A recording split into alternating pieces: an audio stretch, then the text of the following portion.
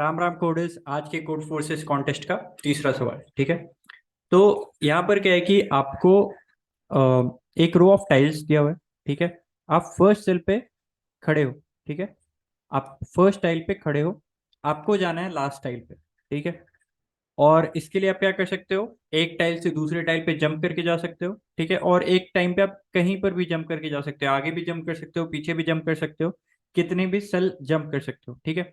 But जो भी आप जंप लोगे ना, उस जंप का एक कॉस्ट आएगा, जो कि अ, वो कॉस्ट कैसे निकालोगे आप, जैसे कि आप किसी भी टाइल पे खड़े होगे तो उस टाइल के ऊपर कुछ ना कुछ एक लोअर केस लैटिन कैरेक्टर लिखा हुआ होगा, ठीक है। अब जिस टाइल पे आप खड़े हो वर्सेस आप जिस टाइल पे जाओगे, उन दोनों का जो एब्सोल्यूट डिफरेंस होगा ना, उतना कॉस्ट आपको पे करना पड़ेगा, ठीक है। तो आपको क्या बताना है कि फर्स्ट सेल पे आप खड़े हो, आपको लास्ट सेल पे जाना है। इसके दौरान आपको मिनिमम कॉस्ट कितना लगेगा कि आप फर्स्ट सेल से लास्ट सेल पे पहुंच जाओ और आपको कॉस्ट मिनिमम हो। लेकिन ये क्वेश्चन यहाँ पर अगर खत्म कर देता तो क्वेश्चन बहुत आसान हो जाता, पर इस क्वेश्चन में थोड़ा सा एक और ट्विस्ट लाया है कि आपको मिनिमम कॉस्ट में तो जाना है, पर आपको मैक्सिमम नंबर ऑफ जंप्स करने हैं, ठीक है। तो आपको बस बताना है कि what will be the answer, ठीक है। तो आपको मिनिमम कॉस्ट बताना है, एट द सेम टाइम आपको बताना है कि मैक्सिमम नंबर ऑफ जंप्स कितने कर सकते हो। और उन जंप को आपको बताना है कि ठीक है, आप अभी वन सेल पे खड़े हो, फिर वन सेल से आप कहाँ पर जाओगे, फिर आप अगले सेल कहाँ पर जाओगे, फिर आप अगले सेल कहाँ पर जाओगे, ठीक है। तो इस तरीके से आपको पूरा उसका पाथ डिक्टेट कराना है, ठीक है, कि उसको कहाँ पर जाना चाहिए, कहाँ पर जाना चाहिए, देन नेक्स्ट कहाँ पर जाना चाहिए। इस तरीके से आपको पूरा उसका पाथ डिक्टेट कराना होगा। और यहाँ पर एक चीज और, कि आप एक पर्टिकुलर सेल को अगर आप एक बार विजिट कर लेते हो तो उसको आप दोबारा विजिट नहीं कर सकते। बस एक यहाँ पर ये क्लैरिफिकेशन है, ठीक है। तो एक बार ध्यान से अपन सोचते हैं कि किस तरीके से हम लोग जा सकते हैं, ठीक है। ये बहुत ही सिंपल है, एक बार में ही अगर आपको इसका लॉजिक आ जाएगा, कोई बहुत टफ सा चीज नहीं है इसका लॉजिक डिड्यूस करना, ठीक है। तो ये तो बहुत ही थोड़ा लंबा चौड़ा कर दिया है, ठीक है। यहाँ पर मान लेते हैं मेरा सेल है ए बी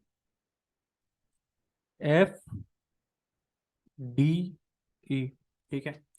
तो minimum number of steps, minimum cost मेरा क्या आएगा, मिनिमम कॉस्ट मेरा आएगा, इतना तो लगेगा ही लगेगा, ठीक है। क्योंकि मैं यहाँ पर अभी वन पे हूँ, ठीक है। एंड पे जाना है मुझे ई पे, ठीक है। तो एटलीस्ट मुझे फोर कॉस्ट तो देना ही पड़ेगा, ठीक है। अब मैं कैसे भी जाऊं, किसी भी रास्ते से जाऊं, पर मेरा ये फोर कॉस्ट या फोर जंप तो मुझे लेना ही पड़ेगा ए से ई पे जाने में, ठीक है। अब ए से ई जाने के लिए मैं कौन सा रास्ता ले लूं कि मेरा कॉस्ट तो यही है, ठीक है। पर मेरा जो कह सकते हैं जंप मैक्सिमाइज हो, ठीक है। तो मैं इस तरीके से न्यूमेरिकली लिखता हूँ, A B C D E F, ठीक है। तो मुझे जाना है ए से ई पे, ठीक है। ए का वैल्यू है वन, ई का वैल्यू है फाइव, बी सी डी का रिस्पेक्टिवली उनका वैल्यू, ठीक है। तो आप जा रहे हैं ए से बी पे, बी से आप जा रहे हैं सी पे, सी से आप जा रहे हैं डी पे, डी से आप जा रहे हैं ई पे, ठीक है। टोटल आपको कॉस्ट कितना लगा, यहाँ पर दोनों का absolute difference one, absolute difference one, absolute difference one, one, ठीक है।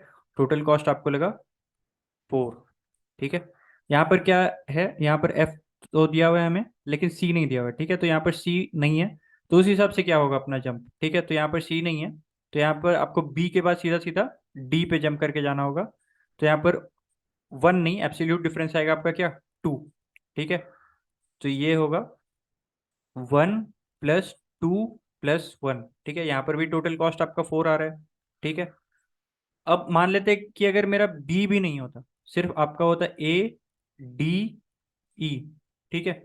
तो आपका टोटल कॉस्ट क्या आता, वन फोर फाइव, ठीक है। ये हो गया थ्री, ये हो गया वन, ठीक है। टोटल कॉस्ट कितना है आपका, यहाँ पर भी अगर आप जोड़े तो फोर ही आ रहा है, ठीक है। तो अगर मैं ध्यान से देखूं तो मेरा टोटल कॉस्ट, अगर मैं मुझे जाना है वन स्टेप से लेके हंड्रेड स्टेप पे, ठीक है, उसके बीच में मैं कोई भी स्टेप चुनूं, ठीक है, वन से लेके हंड्रेड के बीच में कोई भी स्टेप को चुनूं, तो मेरा आंसर, ठीक है, जो एब्सोल्यूट डिफरेंस है वो मुझे उतना ही कॉस्ट के अंदर मेरा काम हो जाएगा। ठीक है। अब यहाँ पर अगर मैं एफ चुन लेता, ठीक है, ABFDE, ठीक है, तो यहाँ से अगर मान लो मैं 1 है, ये 5 है, ठीक है, यहाँ पर से अगर मान लो मैं एफ चला गया, ठीक है, तो एफ चला गया तो इसका मतलब क्या हो गया कि मैं चला गया 6 पे। ठीक है, तो इसका एब्सोल्यूट डिफरेंस क्या हो गया, 5। आप देख सकते हैं कि यहीं पर मेरा जो सम है, जो मेरा पाथ का जो डिफरेंस होना चाहिए था, वो यहाँ पर मैक्सिमाइज हो जा रहा है। ठीक है, मेरा कॉस्ट यहीं पर मैक्सिमाइज हो जा रहा है। अब मैं अगर अगला एलिमेंट यहाँ पर ई पे जंप करूंगा तो भी यहाँ पर का कुछ कॉस्ट आएगा। पर हम देख सकते हैं कि एक ही स्टेप में जैसे ही हम ई से आगे वाले कैरेक्टर पे चले गए तो मेरा कॉस्ट जो है वो एक ही बार में बढ़ गया। और मैं उसके बाद कुछ भी मिनिमाइज कर लूँ, मैं इससे कम तो कॉस्ट 4 से कम तो नहीं कर पाऊंगा। ठीक है, क्योंकि एक ही बार में ये 5 हो चुका है।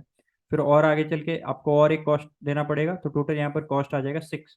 ठीक है, तो इस तरीके से आपको क्या करना है, आपको फर्स्ट कैरेक्टर और लास्ट कैरेक्टर, ठीक है, के बीच का जो दूरी है, जो एब्सोल्यूट डिफरेंस है, आपको उतना मिनिमम कॉस्ट तो देना ही है, और आप उतना ही मिनिमम कॉस्ट दोगे।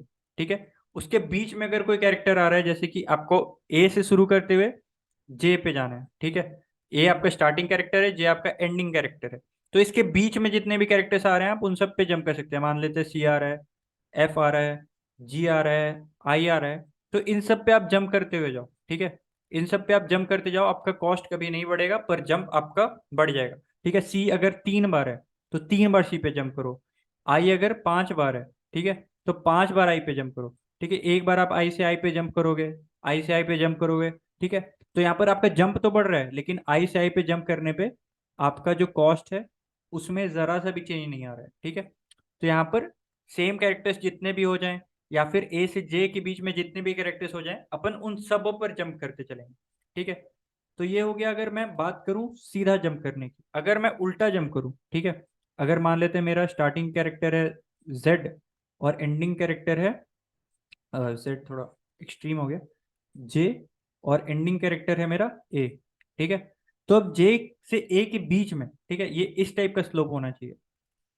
अब इस स्लोप के बीच में जितना भी मुझे मिलेगा, ठीक है, इस नंबर लाइन पे मैं उन सब पे नंबर सिलेक्ट कर सकता हूँ, कैरेक्टर सिलेक्ट कर सकता हूँ। ठीक है, अगर मैं आगे जाके के ले लूँ, ठीक है, तो यहाँ पर सबसे पहले तो मुझे यहाँ से के जाने का कॉस्ट लगा, और फिर के से मान लो कि सीधा सीधा मैं ए पे जाता हूँ, तो ये आपको दिख रहा होगा कि यहाँ से यहाँ का डिस्टेंस क्या था, मान लेते हैं डी था।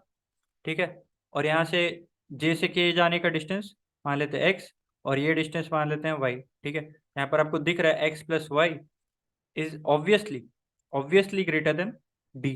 ठीक है, तो अपन क्या करेंगे कि एक रास्ते में, ठीक है, अगर डिक्रीजिंग है तो डिक्रीजिंग, अगर इंक्रीजिंग है तो इंक्रीजिंग, डिक्रीजिंग है डिक्रीजिंग, इसी फ्लो में जाएंगे। ठीक है, और अगर मान लेते हैं कुछ ऐसा हो जाए कि मेरा फर्स्ट कैरेक्टर है ए और लास्ट कैरेक्टर भी है मेरा ए, ठीक है, और बीच में मेरा बी है, जेड है, जे है, कुछ भी है, ठीक है, तो यहाँ पर अगर आप ए से सीधा ए पे जंप कर जाओ तो आपको कॉस्ट क्या आने वाला है, मिनिमम 0। ठीक है, क्योंकि एब्सोल्यूट डिफरेंस क्या है दोनों कैरेक्टर्स के बीच में, 0। ठीक है, तो आपका कॉस्ट आएगा 0। अगर आप ए से बी पे चले जाते हो तो आपका कॉस्ट आ जाएगा, ए से जेड पे चले जाते हो तो उसका कॉस्ट आ जाएगा। ठीक है, पर अगर आप ए से ए पे जाते हो तो उसका कॉस्ट ही नहीं आ रहा है, तो इसका मतलब क्या हो गया कि आपको सीधा सीधा ए से ए पे ही जाना पड़ेगा। यहाँ पर तो हमारे पास और कोई ए था नहीं। अगर मान लेते हैं हमारे पास और 4 5 और ए होते, ठीक है, तो हम क्या करते, इस ए पे जा सकते थे, इस ए पे जा सकते थे, इस ए पे जा सकते थे, इस ए पे, मतलब सारे ए पे कवर करके जा सकते थे। और हमको जंप मैक्सिमाइज करना है, तो जितने ए है उन सब पर अपन जंप करके ही जाएंगे। ठीक है, बस यही सिंपल सा लॉजिक था, और बहुत टफ तो नहीं था इसको डिड्यूस करना। हाँ, अगर आप थोड़ा सा न्यू भी हैं तो हो सकता है कि आपको कोड करने में थोड़ा टफ लगे। ठीक है, अदरवाइज आई डोंट थिंक कि इसमें और ज़्यादा कुछ ऑब्जर्वेशन या फिर करने बताने का ज़रूरत है। एक बार मैं आपको अपने कोड पे लेके चलता हूँ। ठीक है, ये रहा मेरा कोड। ठीक है, यहाँ पर मैंने क्या लिया है, सबसे पहले तो मैंने वो पूरा का पूरा स्ट्रिंग ले लिया है, ठीक है, इनपुट, और मैंने एक मैप बना लिया। ठीक है, हर एक कैरेक्टर, जैसे कि ए मान लेते हैं 5 बार आ रहा है, 1 2 3 4 5, ठीक है, इस टाइप का मेरा स्ट्रिंग है, ए मेरा 5 बार आ रहा है, तो मैं यहाँ पर क्या करूँगा, हर एक कैरेक्टर का, ठीक है, वो कितनी बार आ रहा है और उन सब का इंडेक्स जो है, ठीक है, जैसे यहाँ पर इसका इंडेक्स है 0 1 2 3 4, ठीक है, और ये वन बेस्ड इंडेक्सिंग फॉलो कर रहा है, तो आई होप कि आप लोग सब समझ रहे होंगे कि इसमें +1 करके मैं बात कर रहा हूँ, ठीक है। तो आपको जितना भी सेम कैरेक्टर है उन सब का इंडेक्स आप स्टोर कर लेंगे, ठीक है।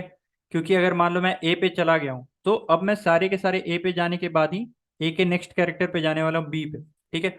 बी के सारे इंडेक्स पे मैं ट्रेवल करने के बाद ही नेक्स्ट कैरेक्टर पे जाने वाला हूँ, मान लो सी है, ठीक है। तो सारे सी के इंडेक्स को ट्रेवल करूंगा, फिर अगला कैरेक्टर मान लेते हैं एफ है, तो एफ के जितने भी इंडेक्स प्रेजेंट है उन सबको ट्रेवल करने के बाद में मैं नेक्स्ट कैरेक्टर पे जाने वाला हूँ, ठीक है।